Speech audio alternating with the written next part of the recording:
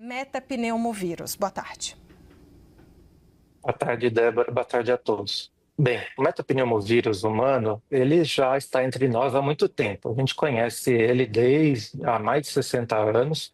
Em 2001, a gente tem identificação mundial dele.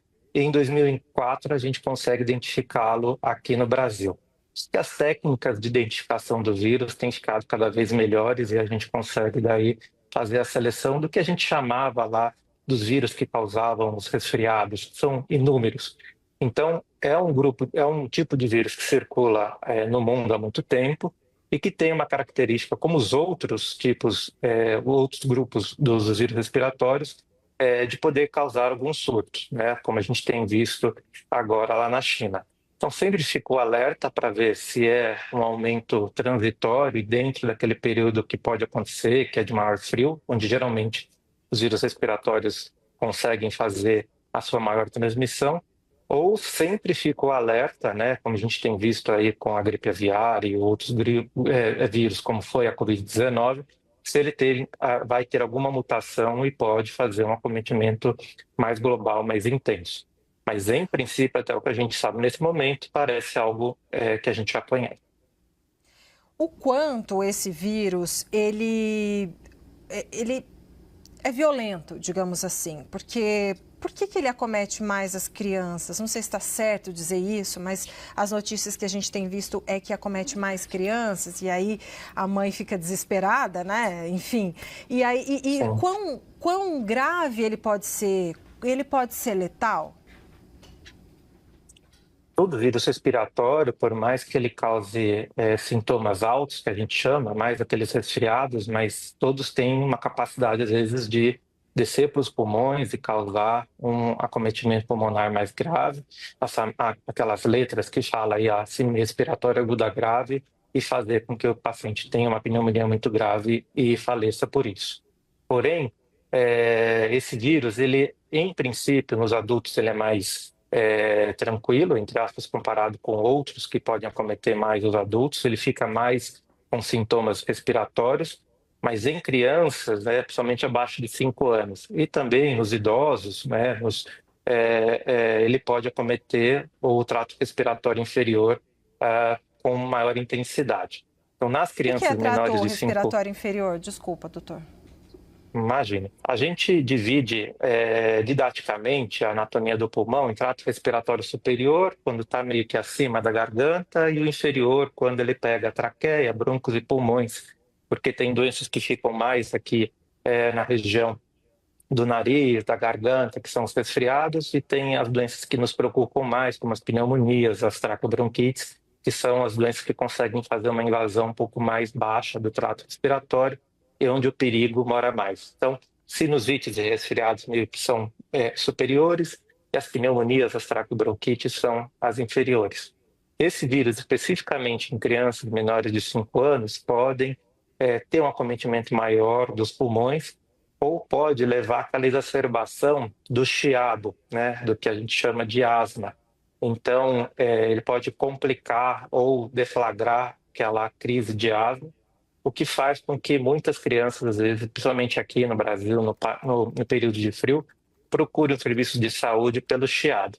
A gente tem o metapneumovírus, o vírus sincicial respiratório, e aí os atendimentos de emergência de pediatria ficam cheios de, geralmente, crianças que estão chiando e algumas evoluem com pneumonia.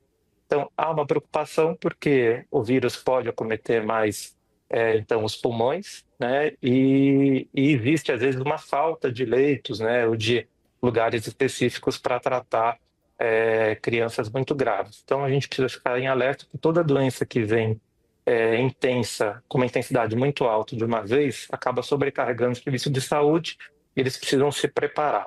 Então por isso que os vírus respiratórios sempre são um alerta para a gente.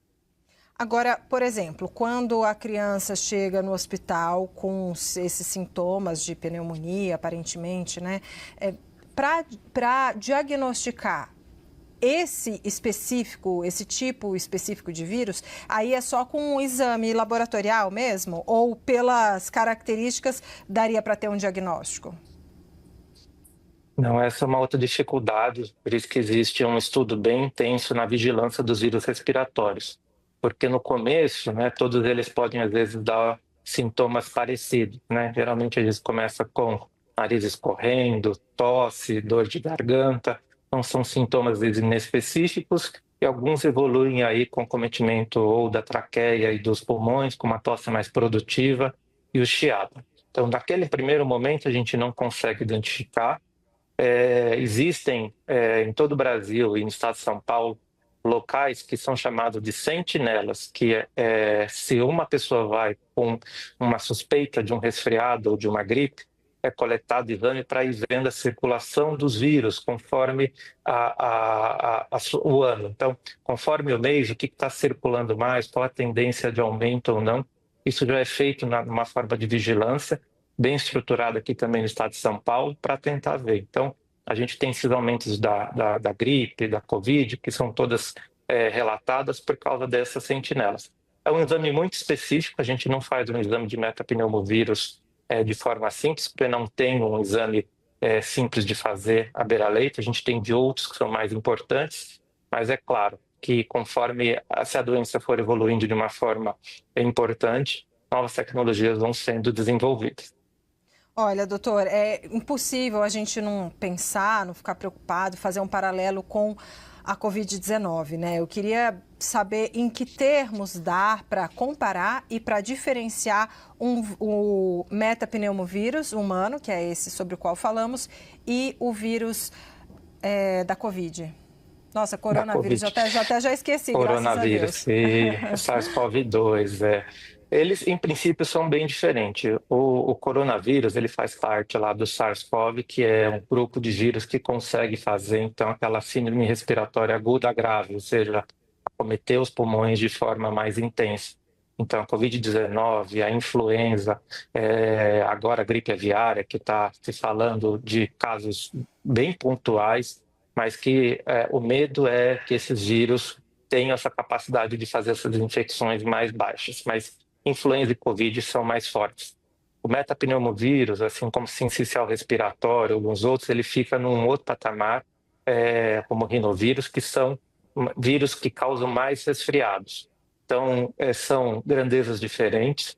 É claro que a gente sempre tem que ficar olhando a capacidade de mutação do vírus, mas atualmente, comparando a grandeza dos dois e de onde eles vieram, são proporções muito diferentes.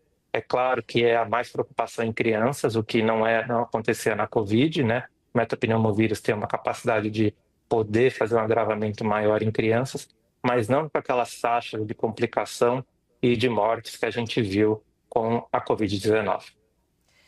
Gostaria de saber se a gente pode pensar, o senhor pontuou aqui sobre a capacidade de mutação, claro, isso é algo para ficar observando, para vigiar, mas a gente pode pensar, vendo essas notícias vindas da China, etc., em uma nova pandemia com esse metapneumovírus humano? Metapneumovírus, o nome é difícil, eles capricham nos nomes, a gente depois tem que se virar. E depois Obrigada, eles doutor, o mudam às senhor é vezes os gentil. nomes, Débora, fica tranquilo. Não, mas é complexo. Débora, em princípio, ao tudo que parece mais um surto isolado, como já aconteceu na Europa, nos Estados Unidos, nesses anos antigos, 2022, teve em Portugal, depois teve na Alemanha, teve nos Estados Unidos. Então, não parece ser uma preocupação de uma pandemia pelo vírus. E é um vírus, em princípio, né, que a gente conhece há muito tempo e que nunca veio com essa capacidade de mutação. Então, em princípio, parece que a gente não tem que se preocupar como foi com o SARS-CoV-2 pelas mutações que ocorreram. Doutor, para encerrar, que eu sei que o senhor tem muito trabalho ainda no dia de hoje, Não. então, só para a gente encerrar, para ficar com isso na cabeça, sintomas e tratamentos. Em adultos, ele dá mais nariz escorrendo, dor de garganta e tosse seca, tá? E às vezes chiado no peito, tá? Em crianças, ele vem mais com, às vezes, os sintomas de nariz escorrendo, chiado no peito, tosse, que é muito importante, e às vezes vem com a falta de ar.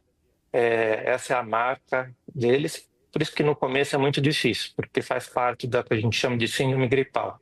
Quase todos os vírus respiratórios vão desse jeito, a marca desse, tanto para adulto quanto criança, é a tosse, e para a criança é que ele pode vir concheado no peito, às vezes diferente dos outros vírus que pode acontecer. A tosse por muito tempo, tosse muito prolongada? Então, geralmente uma semana de tosse, tá? Geralmente a tosse é mais seca, não é uma tosse com muito catarro, não é uma tosse muito coqueluchoide, como a coqueluche, aquela tosse que causa até náusea ou vômito, tá? É mais um quadro realmente como a gente está acostumado, como um resfriado que pode dar um pouco de tosse seca, que incomoda nos 2, 3 primeiros dias, mas que geralmente a recuperação é quase completa depois de 7 dias. Às vezes E a só pessoa mais, fica com uma tossezinha residual. Pois não. não, só mais uma dúvida sobre os sintomas, ainda antes da gente falar dos tratamentos. A Covid, às vezes, ela causava perda de olfato e paladar, né? Essa não. Em princípio, a gente não tem relatado essa alteração nem de paladar nem de olfato com metapneumovírus, que realmente era uma marca aí dos primeiros tipos da Covid-19, né? A gente quase que fazia o diagnóstico quando tinha isso. O metapneumovírus, por enquanto, ele não vem com essa mudança neurológica que pode causar a infecção viral. E aí, falando do tratamento? Em princípio, não tem um tratamento específico, né? A gente carece, às vezes, de tratamentos específicos para os vírus, né? São muitos, então a gente não tem nada específico, a gente faz o tratamento de suporte, que é, então, dar remédios sintomáticos para que a pessoa tente passar melhor esse período acometido, e se ela tiver uma exacerbação asmática e de uma crise asmática, o tratamento direcionado para asma com remédios e broncodilatadores. Aí sim a gente realmente precisa de uma avaliação médica para fazer essa estratificação, prescrever remédio, que asma pode causar aí uma falta de ar intensa e a gente precisa cuidar com mais cautela.